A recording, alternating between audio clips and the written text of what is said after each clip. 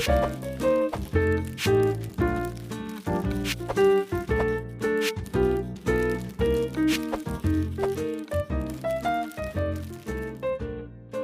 everyone, it's Nikki and welcome back to Live a Little, your cozy corner of the internet for the in-between bits of life. I have been pondering a lot recently about how I just really miss being cringe. I'm sure I am being cringe most of my life, but I miss when we just did not care about being perceived and how others perceived us. Or perceiving others, that was a lot of perceive. I just miss having an individual personality and being unaware of it. I genuinely feel like everyone has kind of merged into one type of person, and especially Gen Z and like the generation who has been brought up on TikTok and not knowing what it's like to not grow up with a phone glued to their hand. It's weird. I'm so glad that I grew up just before phones became such a big part of life. I didn't get my first phone till I was, I think, 12 or 13. 13, I think. And it was like my mum's old like iPhone 5. And then before that, I just had my dad's BlackBerry flip phone. All I had on it was my mum's number, my dad's number, and Brick Breaker. And those were the three things I had on the phone.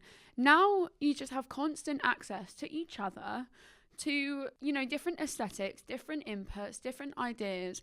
It is so bloody overwhelming. And I feel like, my job is quite literally putting myself online and looking at what people are talking about and discussing and the trends or what was trends. I really feel like we are just losing individuality and uniqueness where it is genuine. And I feel like even I feel that I am revolting against this kind of group collective mentality or this group interest of different things. But even that has become something that I am actively doing. Like, I actively feel like I'm having to be like questioning, do I actually like this? Or do I like this because other people do? Do I actually enjoy this person's music, or do I like it because everyone is listening to them at the moment? And it's a shame that we don't just have our own hobbies or our own interest just because, not because you've seen them from somewhere or someone has influenced you. And of course we're constantly influenced by each other. As far as, the age of time, we've been influenced by each other in some way.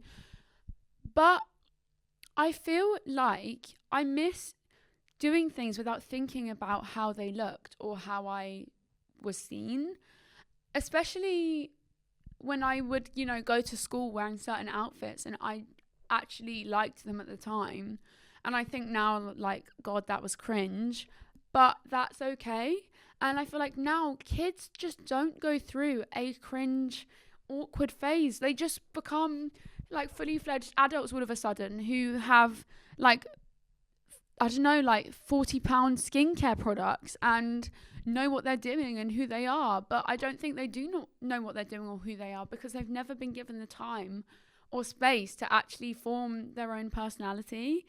And I feel like a lot of this is because of TikTok, because you are constantly inundated by so-and-so core, clean girl makeup, this is the product you need to use at the moment.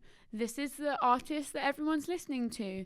This is the show that everyone's watching. That you actually just don't get a minute to breathe and sit in silence and be like, hang on, what do I actually like? Like, what actually makes me happy? What do I want to do for myself? And I feel like we're so far gone, or at least I feel like I am, that I'm actively catching myself being like, well, do I like this because I like this? Or do I like this because everyone is telling me I need to watch or listen to this and it's good? And that's when it gets worrying, because we all think we're being individual and we all think we're, we've all got our own personalities, but we actually aren't given time or space to mess up or to, I don't know, get a bad haircut without being so aware of being perceived for having a bad haircut, for an example. And I miss that. I had so many embarrassing faces growing up, like so many. In sixth form, oh my God, I used to wear a polo neck every single day without fail with a graphic t-shirt over it.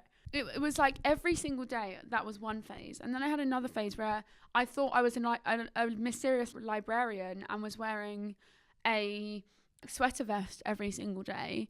It was just, you know what? And at the time, there was probably an element of me that was doing it because other kids around me were doing it.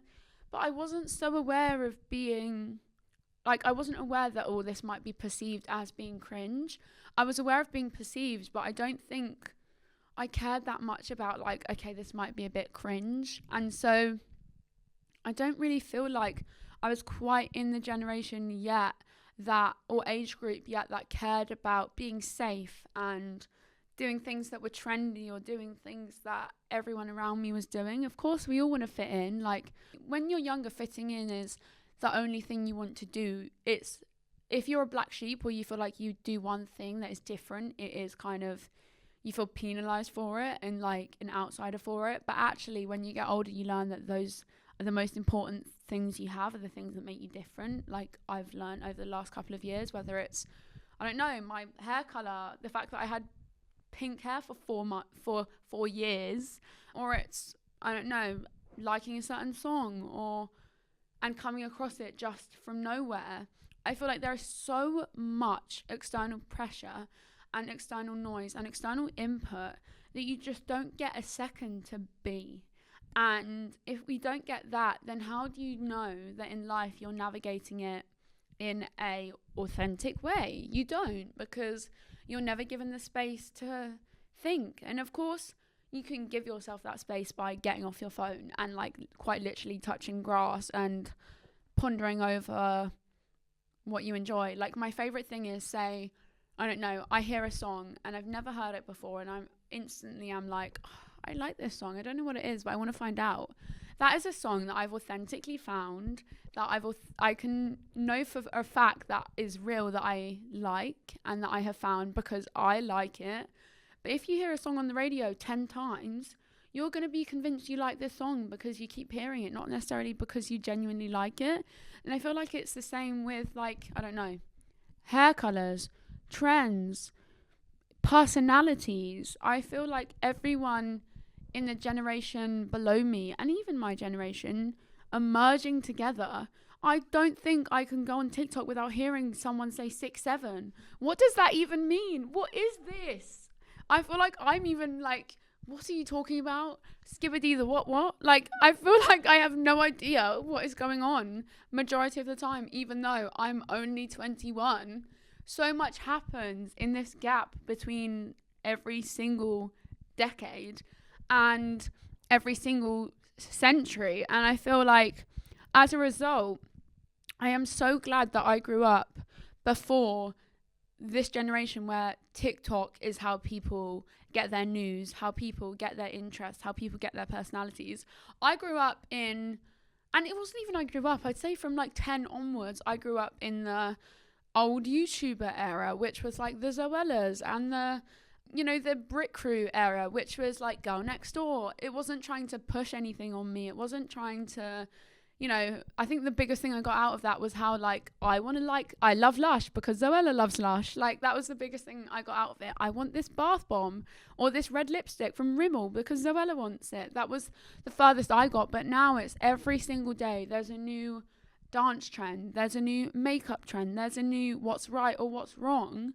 So how can you navigate the world or navigate finding yourself? And I think from like being born to literally 30, people do not have a self-established, self-realized idea of who they are as a person, let alone now. I don't know if people ever will find that true sense of self and assurance in themselves if they're constantly trying to mold themselves to what is current and what is in fashion or in trend, or whether that's literally simple as like the vernacular, like words people use, or it's songs. I feel like when I was younger, I remember being so worried about not knowing certain like slang words that people would use in and around my school, because I was like, oh my gosh, I'm going to stick out like a sore thumb if someone says this word to me and I'm like, what does that mean? That I spent so long on Urban Dictionary just learning different phrases and what they meant. And it's like, as soon as you learn them, then, oh, no, they're not cool anymore. Oh,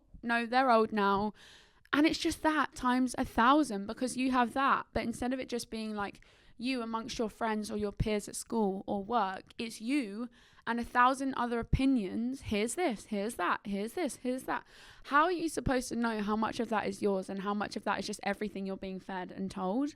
You don't. And I'm the same. I'm like so aware of it. I'm so aware that I'm doing it as well. I'm like, oh no, I need to do this video for my social media because that's what's on trend now. This is the music I need to use because that's what's on trend now.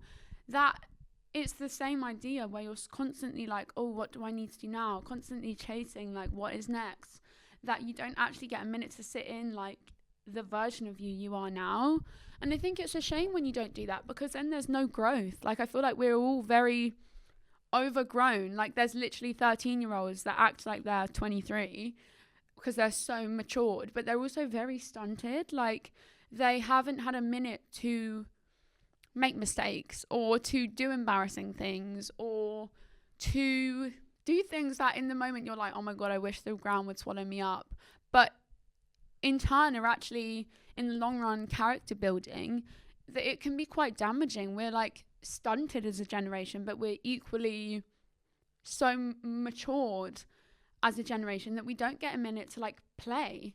That's the thing, is I don't think we get time now to just play and be messy and mess up. And, you know, of course, I don't mean messing up in like doing something that is like ethically wrong and morally wrong.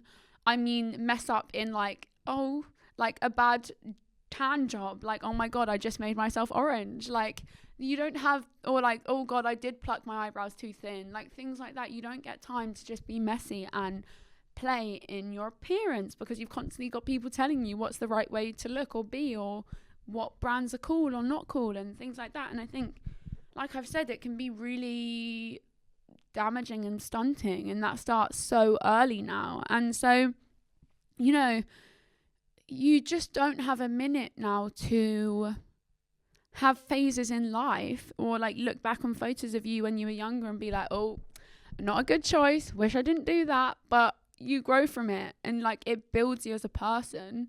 There was so little like evolution as a person, I feel like, because you already are being spoon fed every answer to every question, that you aren't being able to just figure it out for yourself. You know, like, I miss worrying that I'm not talking too much. I miss like not caring if someone rolled their eyes at me. I'm sure I cared, but I wasn't overly aware of thinking before I spoke, or like thinking like, oh, I'm talking too much or too little, or, you know, I'm overdressed, I'm underdressed, I'm this, I'm that. I feel like you constantly now have a dialogue, whether you choose to or not, in your brain or from a phone. And obviously we rely so heavily on technology now that like this constant dialogue of like, this is cringe, really affects your ability to just express yourself. I feel like no one has hobbies anymore because they think that's cringe. I don't even feel like I have hobbies, and that's not because I think it's cringe at all. I would love to have more hobbies. I think I'm so boring, but just more because I don't think hobbies get celebrated. Like, when I was younger, I was on a boys football team. Me and one other girl were on a boys football team.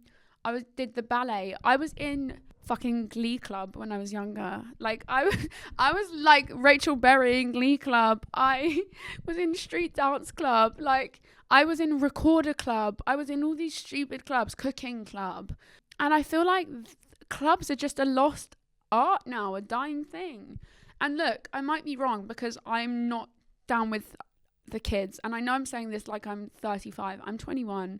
I am like a newly adult myself, but I feel like people below me, younger kids, do not have interests or hobbies anymore, because their personalities and TikTok has kind of become their hobbies. And if you asked any of them, what job do you want when you're older, they'd say like, I want to be an influencer, I want to be famous, because that's all they see. So they don't even really have that many aspirations outside of that. Like when I was younger, I wanted to be a singer, I wanted to be a doctor, I wanted to be all of these different things. And am I doing any of them? No, I'm doing something completely different. But I feel like if you're not given the room to play and let your young self make mistakes or do embarrassing things, then how do you know what you want to do? You're constantly like, and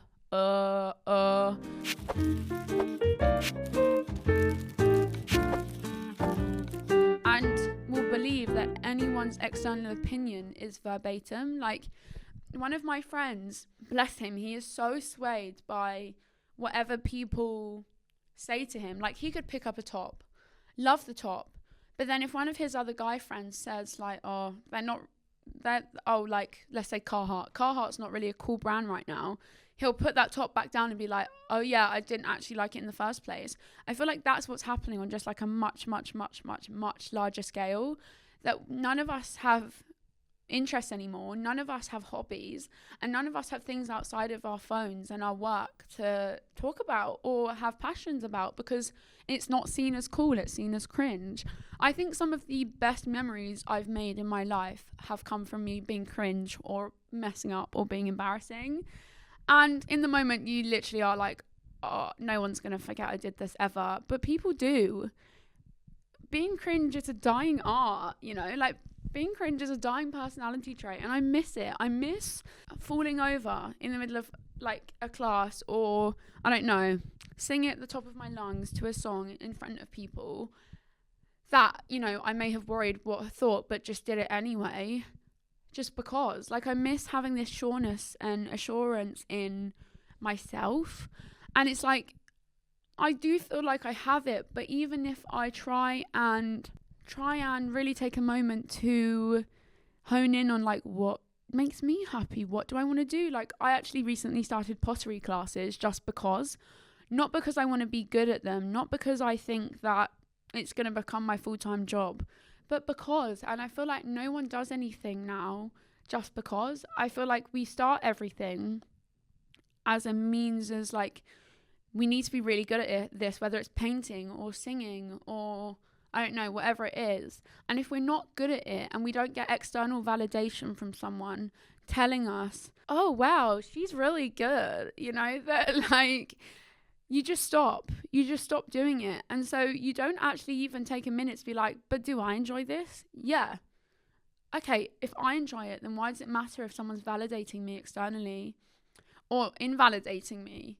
Like, why can't I just do this for the enjoyment of it? Like, look, can I paint to save my life? No. Am I going to be the next Vincent van Gogh? No. But if I want to paint because it like helps me detach from my work or stress or things like that, then why can't I just be free to do it and like not feel like I have to show a masterpiece of it at the end for people to like it or comment on it or like, you know, assure me that like it's good.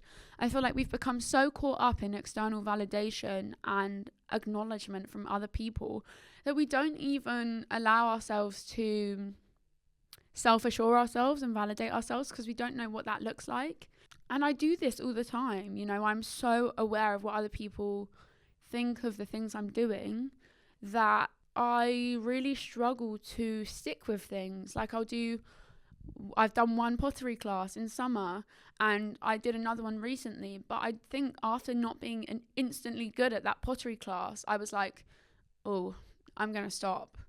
Why can't you just enjoy not being good at something and like bettering yourself and enjoying it just because, and like having something to show for it and being like, wow, this is cool. It's like we just don't want to do something because our friends aren't doing it anymore. And that's such a shame when you don't feel like you do anything for yourself, and it's all got to come from like this bigger place of like, I only do this because my friends do it, or like I only will do it if my friends do it. I think that's a shame, you know. People just grow up on social media and know no different. And look, I get it, being perceived is terrifying, but when you build your personality around avoiding being embarrassing, then you actually lose the joy of genuinely living. You lose the, like that was scary, but I did it. And like that was cringe, but oh well. And like I'll laugh about it later. You lose that massively. And I think those are some of the most like formative years, like the formative years are the ones when you can look back and tell your children or tell your friends the embarrassing story. Like sometimes you just look, if you don't know why you're doing something, sometimes just do it for the plot, so you have a good story to tell when you next see your friends. And I think that's a reason enough to be like, I'm gonna do it because it's cringe. There's this account I follow, and every day she does something that's cringe and that's scary, whether it's like going out to eat by herself or it's going to the cinema by herself. Why are we so worried about what other people are doing? Like, just if you're hungry and you want to go and eat. Not because, like, don't not go because you're scared of people seeing you by yourself and then thinking like, oh God, like she looks lonely or she looks like she has no friends. Who the fuck cares? No one cares. And I promise you, no one does care. Like, no one cares as much as you think they do. They might be like, okay, that's a bit weird, or like, okay, it could never be me, but okay, it could never be you. What a sad little life, Jane, that it could never be you, that you can never go out and like enjoy your own company and like read a book while you eat your lunch, like alone. I actually happen to really enjoy being alone and like sitting in my own like silence, you know. I actually really enjoy that. I enjoy doing something by myself, and I feel like it's such a shame that people feel like they can't enjoy their own company even because they're worried about how they're being perceived by strangers. And a lot of the time it's not even a thing. It's just rules and beliefs they've made up and things they've made up in their own head, that they've convinced themselves that they can't do. And therefore, like, you know, they feel like they have to be mysterious and like they have to conform to staying in these lines of things that they do because they're so worried of like doing things that scare them or that take them out of their comfort zone. I think that's the thing, is we've got so comfortable being in our comfort zones. We have everything at a click of a button. We don't actually ever need to venture out of our comfort zones if we don't want to. Even I'm like that. I hate going out of my comfort zone because it's the unknown and it's scary, and like, why would you want to put yourself in like a fearful place if you don't have to? But if you don't, this is going to sound, look, this is me already being like, I feel like I have to preface this by being like, this is going to sound so cringe. So what if it sounds cringe? I feel like I'll be in a conversation with my friends sometimes and I'll say something really wholesome and then I'll be like, but I'll preface it because I'm like, this is going to sound so cringe. But I feel like even now I'm like, this is going to sound cringe. But if you don't know, you don't grow. If you don't try something, you will never know. And I feel like it's in knowing and it's in, you know, being silly and it's in playing that you grow as a person. And otherwise you're just stuck. You're not living. You're not embracing. And that is just a sad reality if it's just another form of fitting in. And, you know, I'm just glad that I know what it's like to be in a world before technology and in a world before constantly having input and being aware of other people's perceptions of you, you know. Just do something because it feels fun, not because it fits a vibe or it fits an aesthetic. You know, the awkward phase, you know, the one that people are all trying to skip now, that's where you actually find yourself, in the cringe. And if you're not cringe, then that's a shame. So people are too scared to look uncool, I think, is what I've learned. And that is something that I know every single person nearer the end of their lives will regret ever worrying about, is that external validation. Because being cringe is just visible evidence of trying. You might try and fail, but at least you tried something new. You tried something different. You tried something scary, out of your comfort zone, whatever it may be. I feel like people are like scared to care about something these days, you know, of letting yourself be seen before you're polished. And honestly, that's brave. Like, trying something before it's good. It's the same with like when I started my YouTube channel, I did not have 10 million subscribers like I do now, or followers, when I started. So I had to do it and navigate it in that unpolished, in that awkward phase when I was acting like I was talking to an audience when there was only one person watching. But you get to the other side and you're so glad you did it, because I'm now here. Every single artist you've ever listened to, every single piece of art you've ever looked at, every single actor you've ever watched or actress have had the phase of being cringe, of not being successful at something before you see them in their like final form. And that is something that I want you to think about. When I look back at all my awkward eras, I don't cringe anymore. I smile because they were all formative and like imperative years of my life. And those were versions of me where I was learning, and I'm still learning, and I'm sure there's things I do now that I'll cringe at, but that is the point of life, not having everything figured out or like being perfect. And the ones that try and fail and like reinvent themselves over and over again, that is okay. You always have another chance. You always have another reason to grow. Every day is a new chance to, you know, try something new. So do that. Try something. Just because, you know, the girl in the polo neck and the graphic tee, she was trying to figure out who she was, even if it was awful. And even though I'll never wear that combo again, she's still a part of me, and she's proof that I was brave enough to be seen. And that's one thing, one little thought of the week before I end this episode off is don't be scared of being perceived. Being perceived and being yourself is one of the genuinely biggest gifts in life. You'll never regret being you. You'll never regret being more you.